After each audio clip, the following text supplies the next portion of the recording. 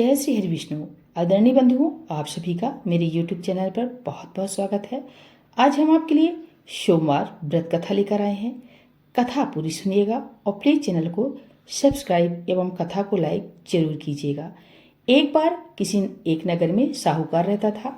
उसके घर में धन की कोई कमी नहीं थी, लेकिन कोई संतान नहीं होने के कारण वह बहुत दुखी था। संतान प्राप्ति के लिए वह हर सोमवार को व्रत रखता था और पूरी श्रद्धा के साथ शिव मंदिर जाकर भगवान शिव और माता पार्वती की पूजा करता था। उसकी भक्ति देखकर एक दिन माँ पार्वती प्रसन्न होकर भगवान शिव से साहूकार की मनोकामना पूर्ण करने का निवेदन किया।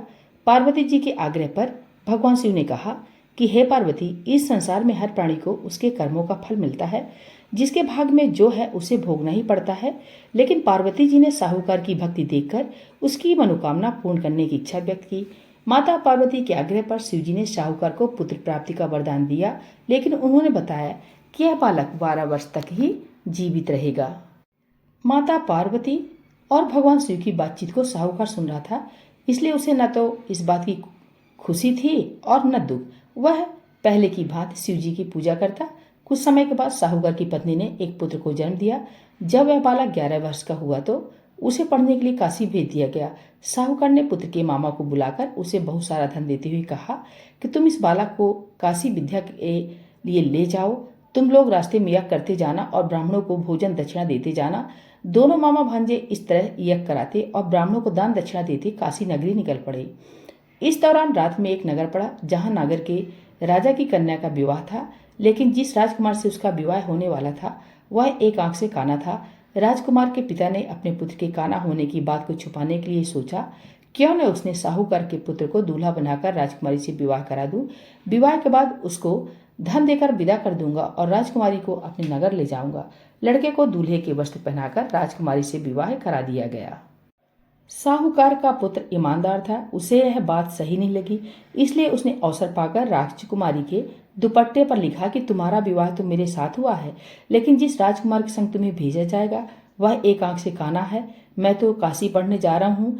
जब राजकुमारी ने चुन्नी पर लिखी बातें पढ़ी तो उसने अपने माता पिता को यह बात बताई।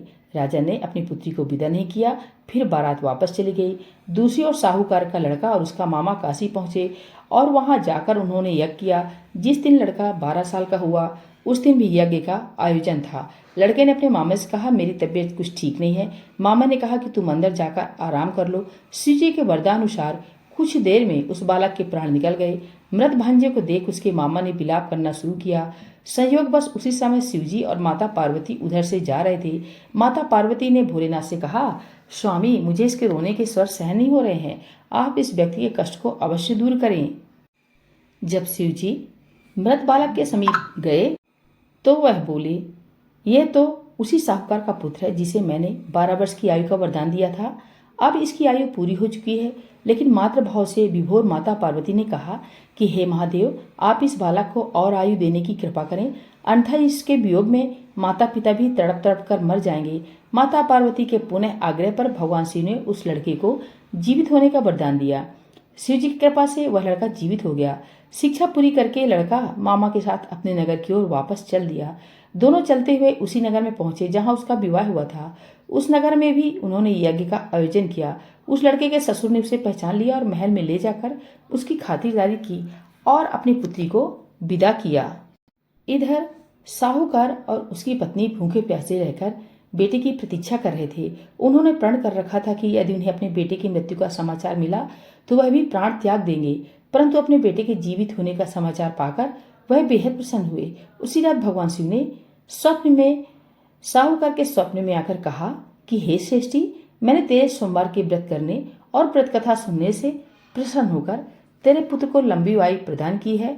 इस प्रकार जो कोई सोमवार व्रत करता है या कथा सुनता है और पढ़ता है उसके सभी दुख दूर होते हैं और सभी मनोकामनाएं पूर्ण होती हैं। बोले भोलेनाथ भगवान की जय, माता गौरी की जय, सोमवार व्रत कथा की जय। हर हर